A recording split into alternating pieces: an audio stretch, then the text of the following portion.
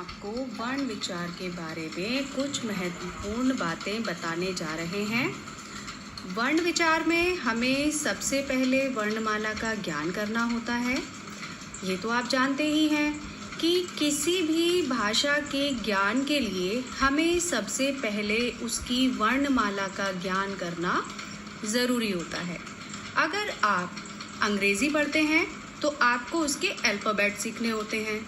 अगर आप हिंदी पढ़ते हैं तो हिंदी की वर्णमाला को सीखना पड़ता है।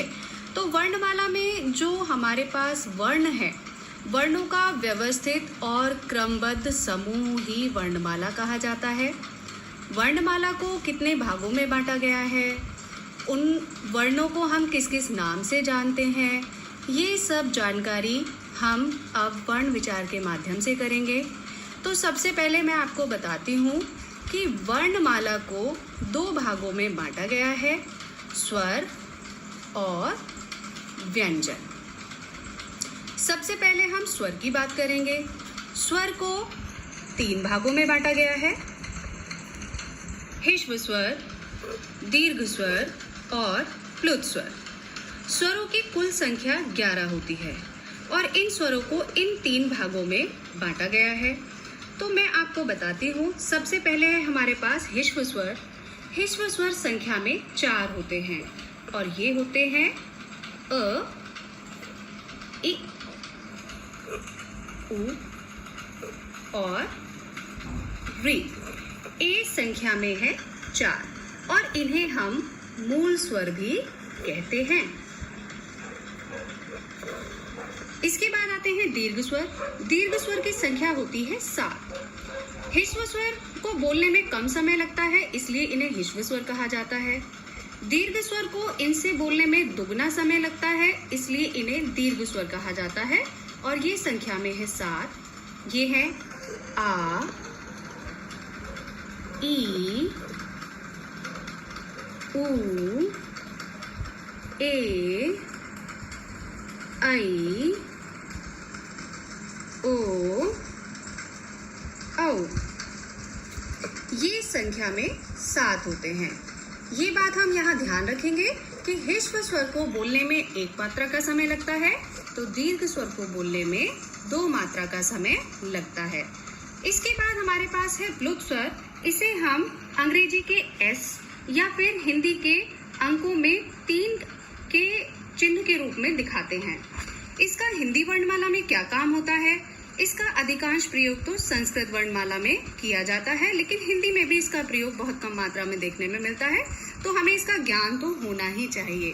इसका प्रयोग हमारा होता है 3 मात्रा का समय लगाने के लिए। जैसे कि हमारे पास शब्द है राम। राम को बोलने में हमें इतना अधिक समय नहीं लग रहा है, लेकिन यहाँ पर अगर हमें प्लुत स्वर का प्रयोग करना पड़े तो हम इसे करेंगे इस तरीके से, रे, आ, प्लुत स्वर का चिन्ह और म। अब इन दोनों के उच्चारण में कितना फर्क होगा, कितना अंतर होगा, ये हम देखते हैं। प्लुत स्वर के बिना जब हम राम बोलेंगे तो सीधे तरीके से बोलेंगे राम, लेकिन जब प्लुत स्वर का प्रयोग किया जाएगा तो इसे उच्चारण करने में हमें आ की ध्वनि को 3 गुनी मात्रा तक बढ़ाकर बोलना होगा, जैसे राम।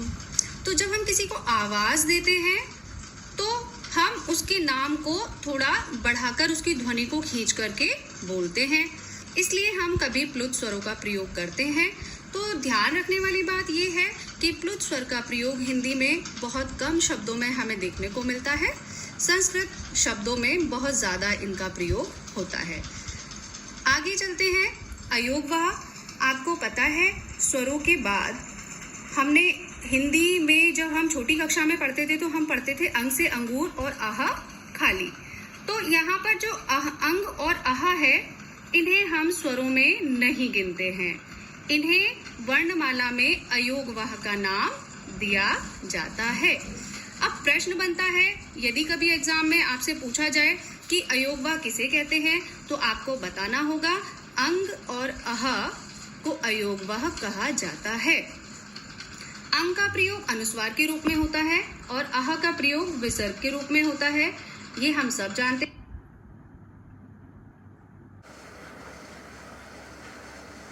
अयोगवाह अंग और आह, ये दोनों ध्वनियाँ अयोध्या कहलाती हैं।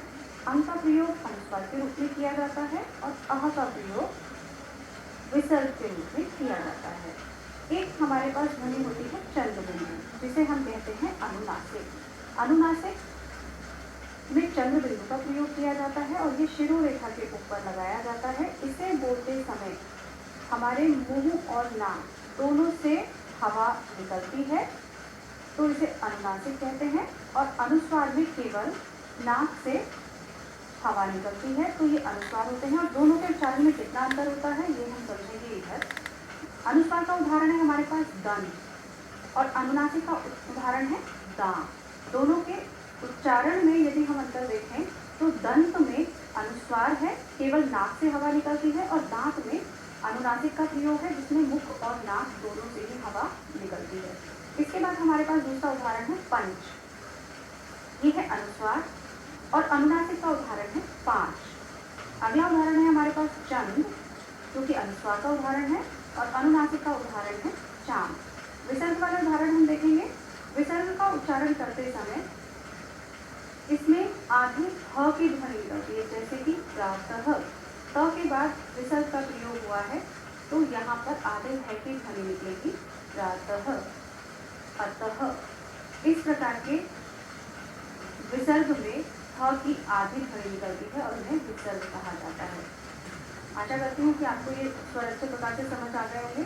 अगली वीडियो में हम व्यंजन के बारे में बात करेंगे। तब तक के लिए धन्यवाद।